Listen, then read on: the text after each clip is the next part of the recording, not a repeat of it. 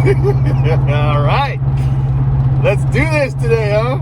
All right, so I think I need to help some of y'all. I'm gonna give a quick lesson on about figuring out who are your fake friends. Okay, and I'm gonna give you a description of what a fake friend is as well too, and then give you a quick description too about how it is that you figure these people out. Okay, all right. So first off, I've discovered that there's people out there who actually are real friends, which is actually really cool, okay? So let me start with the positive. I'm gonna do the cookie cream cookie here. So cookie's always good, and the cream's bad, and the cookie's good again, okay? So the cookie here is there's friends out there who disagree with me, but then are able to articulate where they actually do understand and agree with me, which is why sometimes I do make videos, because I honestly, I need to know who the heck people are, okay? Because like I said before, I didn't know some of y'all are communists and actually are very hateful, spiteful people. I didn't know that was in some of y'all. So I got to figure this stuff out, and there's actually a way for me to discern that, but sometimes I got to poke the freaking bear, and I'm cool with poking the dang bear, because you know it is what it is. So in this, first off, I appreciate the people who can disagree with me on some things, but then intellectually see what I'm talking about and actually understand. Yeah, okay, David's got a freaking good point. Okay, so I like, for real, for those of you who understand, I'm saying this directly to you. Thank you. Okay, you're what I call a real friend. Okay, and that's because. And this, I haven't even seen some of y'all for years, but that's all good. We're still friends because we can intellectually be honest with each other. Now, the cream here is that there are people out there who are not my friends. People out there who I have to agree with them specifically on everything, especially if it's on ideological bents or political bents. I have to agree with them. And if I don't, then they flare up. Okay, so let me give you some quick examples. I am a nigger, okay? I'm a coon. I'm a mayate. I'm an ongoy. I am a negrito. I am all kinds of stuff, okay? And what's interesting to me is the people who will use those words are people of color, because black people have basically allowed ourselves to call ourselves nigger, okay? So you nigger this, nigger that, okay? So we are niggas, okay? That's what people are in pop culture. You see these Antifa dickheads, I mean, they're freaking talking about black people being niggas too, but you know, they say it a certain way, nigga and nigger, okay? So there's two different niggas, okay? Right? So you can say it the right way and you're okay, especially if you're anybody, no matter where you come from, no matter what you look like, no matter what your ethnicity is, because black people have been the ones to use this term over and over again. And believe me, in my past, I did. I don't use it anymore because I understand now what it is. I'm using it right now because I'm trying to make a point, okay? So me being a nigga means that there's people out there who have a racist bent in them. They'll call me an Uncle Tom, they'll call me a coon and that type of thing. And these are coming from people of color, especially from Mexican and from black people. Some Asian, not so much Asian, but you know, there's some Asians out there as well. But what is interesting to me was I didn't know the people who were like that. I didn't. And it was only until I actually had to kind of do a little bit of a deep dive that I discovered that on feeds and on places where folks didn't know that I had access to, I was able to see actually what they really thought of me, what they really think of black people. And that's what was interesting to me. So these people and these are individuals who've been in my life for a short time and very long time.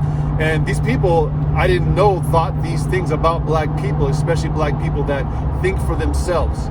So the folks who I thought were friends, they weren't friends. But I had to do the tests. And the tests came in me going against and saying something that didn't align with what they believed. That's how I discovered it. That might be a good tip for you. It's just, okay, who really are my friends out there? Who really are people who aren't just in my life as counting me as like a check in the box, like, oh yeah, I got a black friend, or oh yeah, whenever I want to party, or yeah, I want to go to something, whatever, I got this person in my pocket. It's like, okay, who are you really? Who are you really? And this is important for you to understand that these folks are clouded, they're shrouded in what they call a superficial friendship. Superficial friendship is one where you only stay surface level. You don't dive into the deep stuff, and you cannot dive into deep stuff. And the reason being is that if you dive into the deep stuff, they psychologically cannot hold your space. It's not that you're asking them to own what you believe, or to believe what you believe, or to accept what you believe.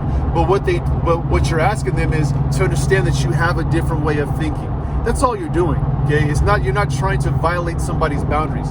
Now, on the flip side, what they want to do is they want you to own what they believe. They want you to believe what they believe. They want you to not only understand but to accept what they believe as the truth. Okay, that's a fake friend. Okay, those people like that, they have no space for anybody outside of their ideological framework. All right, so those are fake friends.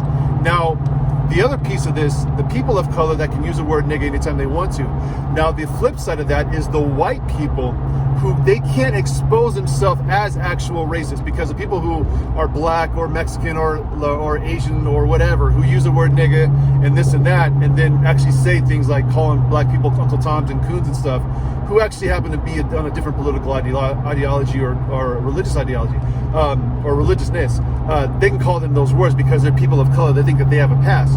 Well, the white side of it is they intellectually can't put it together of who you are. So what they will do is they will call you every name in the book. So they call you an a-hole or effer or whatever, and then they'll just try to cut you off.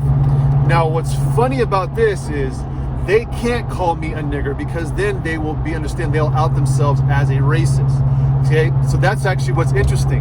Okay, they can't do that because by the definition of what they believe to be a racist or ethnicist, they can't use the words that they want to use, so they have to use every other word, which goes into their intelligence and all this stuff. That goes into how smart they are, or how woke they are, or how knowing they are of black culture or black people or whatever person of color people that they supposedly support. They're so prideful in their own thinking that they can't see that they actually are the ones who have this ethnic issue.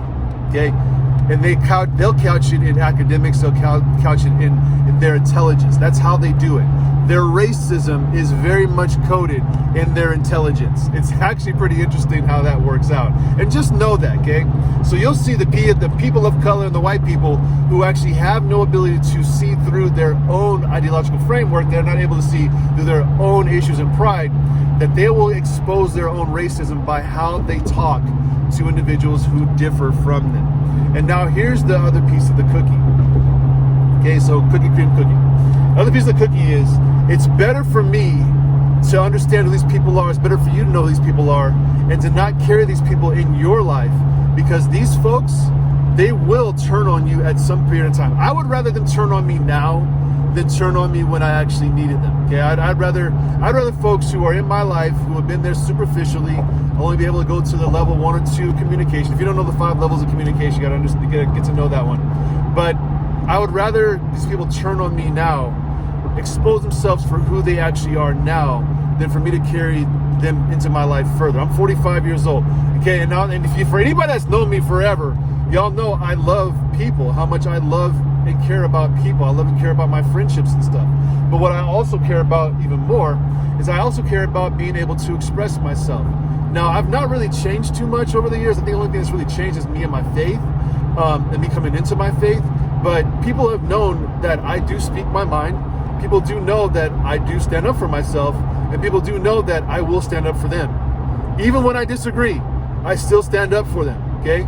Because I feel people have a right to have their own opinions about stuff, and I do that, and I've done that in several places. In fact, at those times where I stood up for gay and transgender people, I've done that several times, not just on freaking like video, but in real dang life, okay, confronting people about stuff. So, and just to get on this side note real fast, if you cannot own the space where somebody differs about what's happening in this world, and they have to believe and agree with you on everything, then you're going to have a small amount of people who are in your corner. And these folks, they're not going to be able to understand you anyway, because all you align on is your ideology, nothing about anything else. Okay, so it's vapid, it's empty. So anyway, the cream of this is, I would rather have, and this is some crazy stuff for me to even say, I would rather have less friends than a whole bunch of followers. I really would. And just being real with you, I'd rather have less friends who are true than a whole bunch of people who are followers who are not true, who are not really there, who really are just waiting for me to say the wrong thing, to do the wrong thing, act the wrong way, so they can act up and do whatever. people who actually do know me, they know that I stand for stuff, and I stand for them. It is what it is. But there's people out there who I have to stand with them on everything that they believe in and everything that they agree with. And I'm not that person. I'm not a noodle, dude. I'm not a snowflake either. So this is why it's important for you to know and understand who it is that you surround yourself with and what it is that actually is friendship. The superficial friendships, those aren't friendships. The people who can't just understand that you think differently, those aren't your friends. The people who will come against you like with some like straight up anger and vigor because you're not owning up to what they believe about things, because you're not who they thought that you were. I could give a rip about these people. I could give a rip about their opinion. I could give a rip about what it is that they think I should say or do. I really don't. And this is what I'm coming to right now at my age right now. I need folks in my corner who are ride or die, who understand that I don't own everything that they own, that I'm not everything that they want me to be. I'm my own person. This is why it's so important to understand what it means to be a nigga, okay? A nigga is owned by somebody else. You don't own me. Nobody freaking owns me. The Lord Jesus Christ owns my soul. That's it. Nobody else. Nobody else owns my opinions. Nobody else owns my thoughts. Nobody else owns my words. And what's important for you to understand is when people try to do that to you, what they're saying to you is you are not important. You are not important. You are owned. You are a slave. And it's a mental thing. All right? So I hope that helps you. Hope that you understand what it means when I say these words and how it is that these people act when they don't get their way. These folks are they're weird. And I'm telling you, like, I don't see this. I see this from like super side, like one side right now, because these folks, they don't know, they can't own their own shadows and stuff, man. If you don't know even shadow work, that you have to understand, like, these people who are so bent on calling everything racist, everything bigoted, all these crazy freaking words. There's a shadow there that is narcissistic, it's evil, and I'm just being real with you, in the end it'll turn murderous, because they'll justify it by their own actions. But it is what it is, and I'm not trying to get into all that. But just trying to tell you this morning, hope that this helps, and if you got any questions about it, just hit me up. But believe me, if it comes down to it, where an individual who's been in my life for a long time decides that, hey, it's time for me to go, I'm okay with that. There's no hard feelings with that. I would rather you just say, you know what, David, I gotta part ways, than for you to act like a freaking, ding-a-ling, and then, act like you got some sort of righteous virtue, a righteous virtue that's based off of your wickedness. You're not a good person, despite what you do for the environment, what you do for anything else, for so-called oppressed people. You're not a good person.